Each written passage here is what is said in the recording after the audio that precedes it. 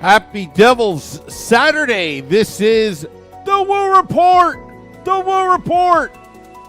Morning Woo edition. Rise and shine.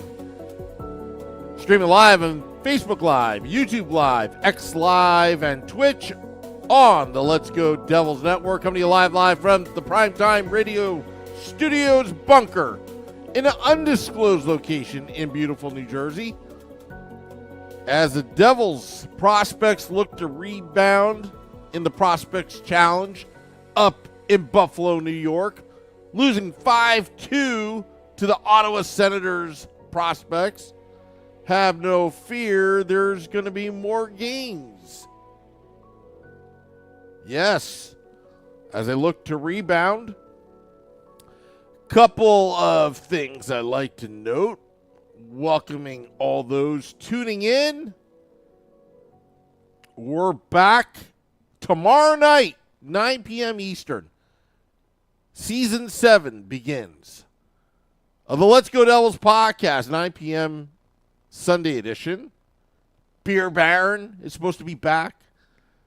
Scotty's supposed to be back. Shorts Guy's supposed to be back. I'll be back. I have been back. Although I don't think they know that we have a podcast tomorrow. But, you know, you kind of have to get things back into routine. The Devils prospects. Good to see Devils hockey again.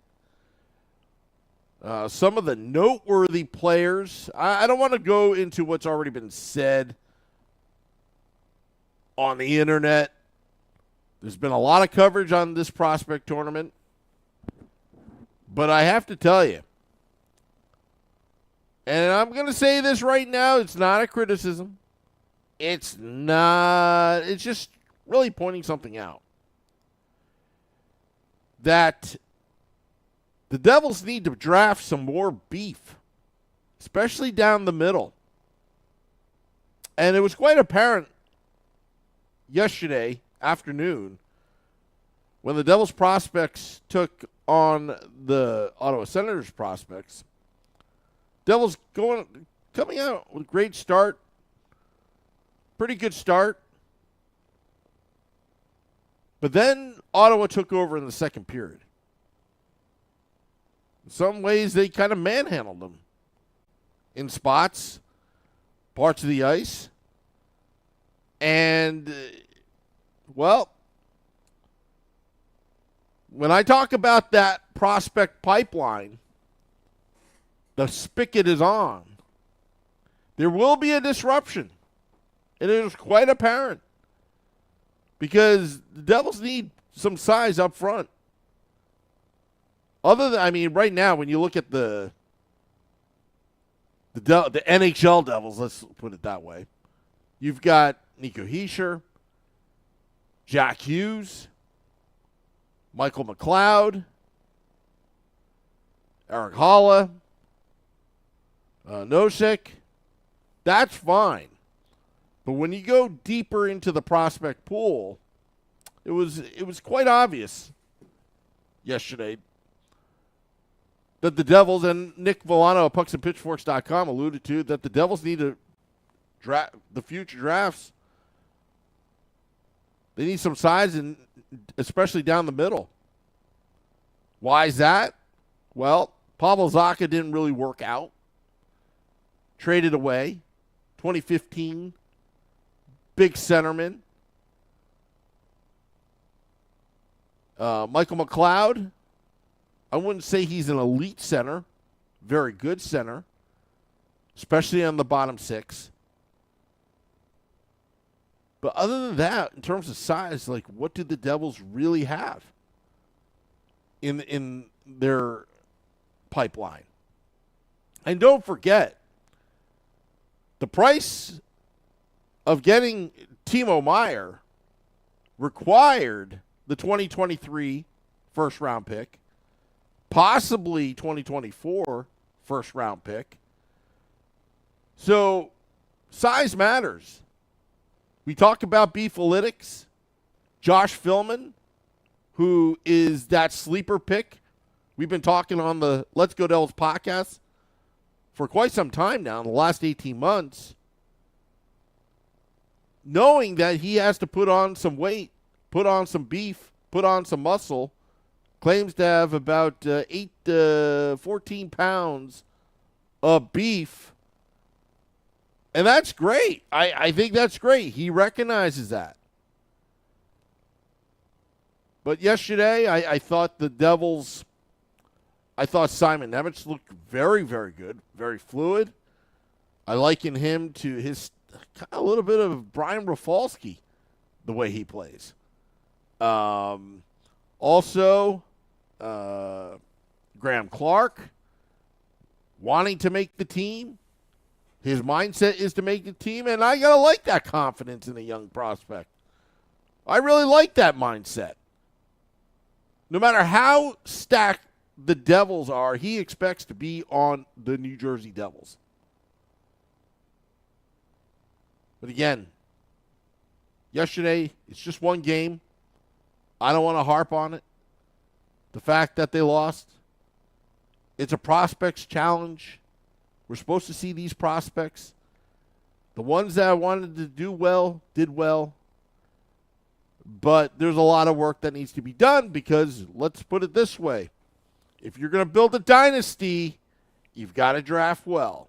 You've got to have those assets called draft picks and develop Because a lot of these prospects right now have some time to develop because right now the big club, the New Jersey Devils, they're stacked. They spent all the way to the cap ceiling for the most part, and they've got the core players locked for a very long term. I think Nico Hischier still has, 4 years left on his deal? I don't know how many years, but still a long time. Jack Hughes, another 7 years. Timo Meier, 8 years. Jesper Bratt, 8 years. Those are some pretty good contracts. If they pan out. But I think they will. And you want to keep that prospect pipeline flowing. Devils had to give up Riley Walsh because there's simply no room. On defense, there's only 3 pairings. 6 spots, sometimes 7. You always want to have depth. And remember that time when the Devils drafted Simon Nemec?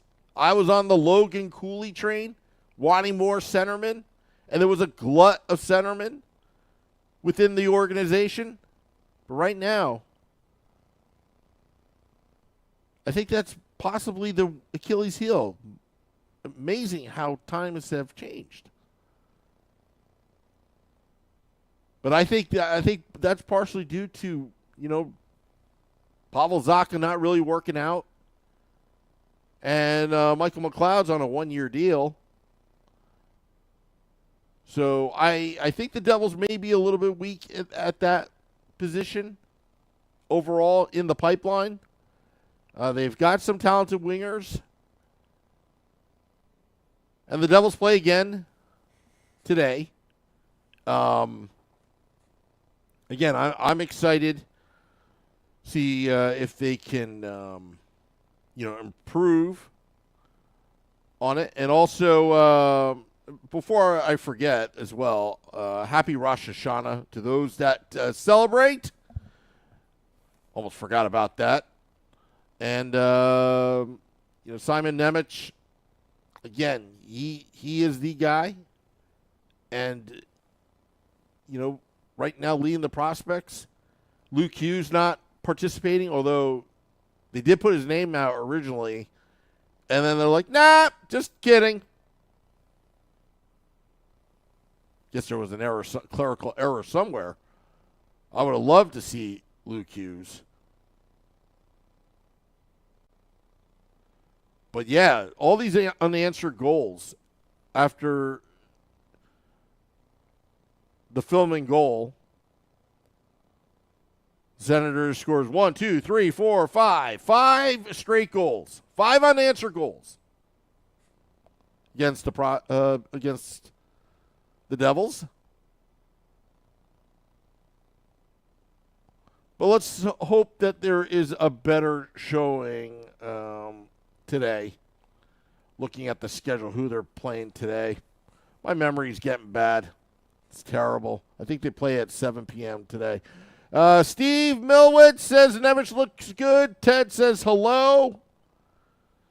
And hello back. Also, just a programming note as well. Michael Hay is in the Facebook Live that there were some issues with Facebook pushing out the stream. It wasn't on our end. Everything was looking fine. It was just, I guess it happens with some of these social media companies. They had a technical glitch or whatever, but now it seems to be working. So for the past few podcasts, we weren't on air. Certainly apologize for that, but now we plan to go every day. We're just restarting the engine, shaking off the rust. Can't wait to see the guys tomorrow after a football Sunday of Jets-Giants going at it. I hate it when they're lined up at the same time. It's like I got to multitask it. Now I got to have the Giants game on, and I have the Jets game on, see how Zach Wilson's doing. I'm not a Jets fan, but it's like, I don't know. I want to see how the Jets pair up against the Cowboys after the Giants got shellacked and got embarrassed. But yeah, and Michael Hay says, many places to catch your podcast. Thank you, Michael Hay. Of course there are. There's plenty of avenues. And there's going to be more as the Let's Go Devils podcast continues. We'll be at American Whiskey all season long. And also going to be doing a lot of pop-up podcasts locally, maybe at a town near you in New Jersey. It's one of my ambitious plans to just kind of, let's just say, just unite with our fellow New Jersey Devils fans. Also, really looking forward to seeing John Marino. We talked about John Marino getting jacked up for the upcoming season. It's going to be amazing. Denny asked in the Facebook Live, think Nemec is going to make the team? Look, I think he has the talent to make the team. I think he's got the will to make the team. But will the team have him make the team? Lindy Ruff has said that to have two rookie blue liners in the same year, in the same time coming up is a little bit tough because there will be growing pains, and that's obviously understood. Also, I think it's a lock for Luke Hughes to be on the team. But I also think that player development is very important. Realize this is Nemec's second year, whereas Luke Hughes had 2 years with Michigan and with limited sample size of regular season and playoffs experience. It's not a bad thing to develop in Utica and start off in Utica for Simon Nemec. It's really not a bad thing at all. And you know, we talked about Akira Schmid, and there were some talks about him spending an entire year in Utica.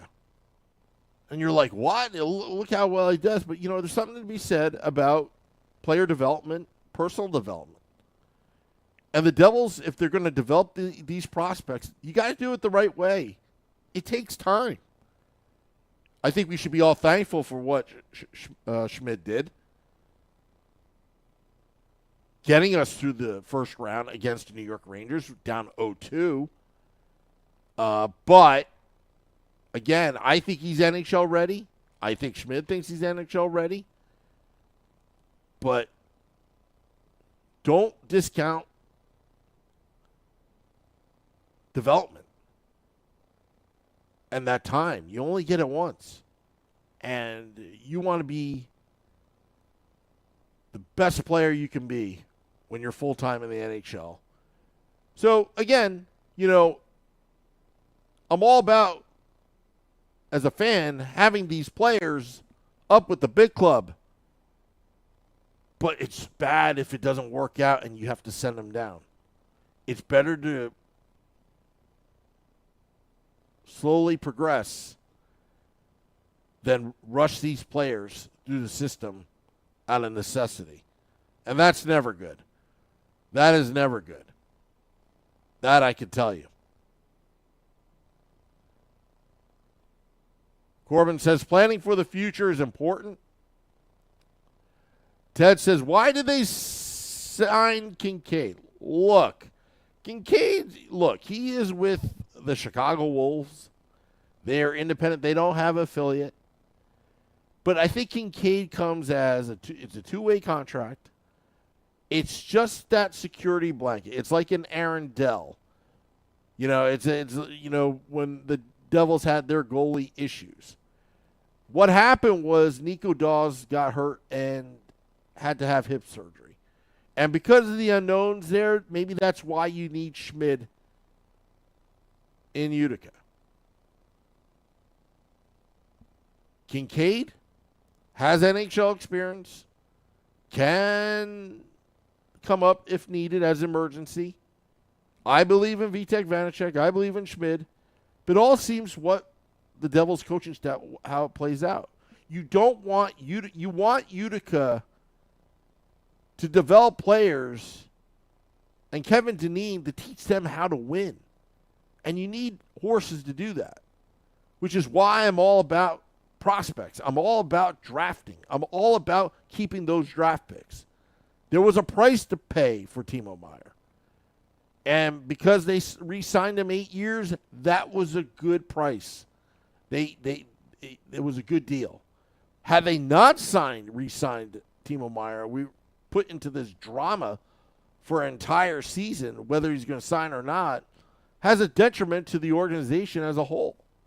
But Tom Fitzgerald did get it done. But as a result, we saw it on display yesterday. Down the middle, they're a little thin. And they're going to need a draft in the future. Bigger centerman to keep that pipeline flowing. But defensively, with Simon Nemec, I think defensively the Devils are going to be okay with the pipeline that they have. Especially when we haven't even talked about Seamus Casey and Ethan Edwards in Michigan. Michigan Wolverines being like New Jersey Devils University of all these prospects. And Corbin says, in terms of Kincaid, I think they bought them insurance. And that's exactly what it is. Exactly. They're familiar with them. He did stand on his head, got the team into the playoffs in 2018 with that Taylor Hall MVP year. But yeah, I really am, I think everywhere else in the organization, I think, again, I think the weakness right now is at center in terms of depth in their farm system right now.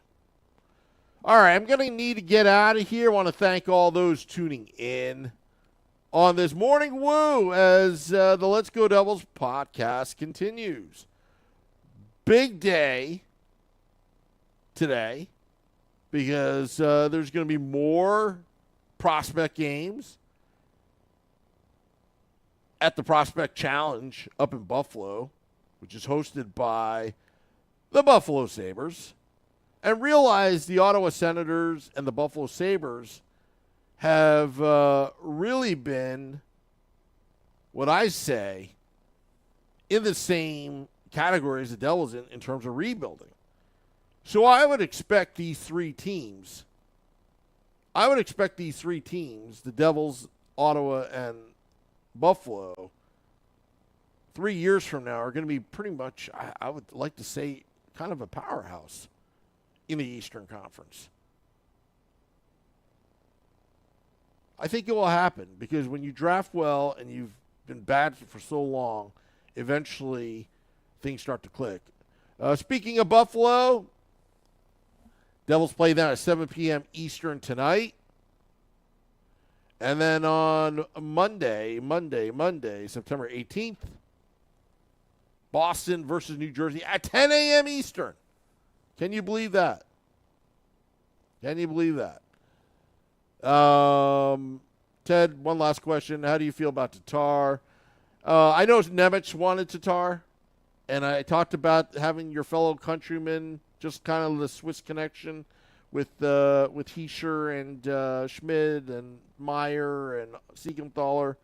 But you know what? He's on a one-year deal, and it's a tradable contract for trade deadline. My prediction, if it doesn't work out in Colorado, he may be on the block, and maybe the Devils can take him back if there's room or if there's a need somewhere down the line. And I think it was tough for Tomas Tatar not only to take a pay cut, but look, he's going to a contender. He's reunited with Miles Wood. But the Devils, again, to repeat last season's historic performance, teams are going to be gunning after him, and they're going to have to be tough. But I think the Devils right now, on paper at least, are looking pretty good, and especially when John Marino is jacked up. Anyway, Devils prospects looks to rebound. All right, going to cut off the podcast right now.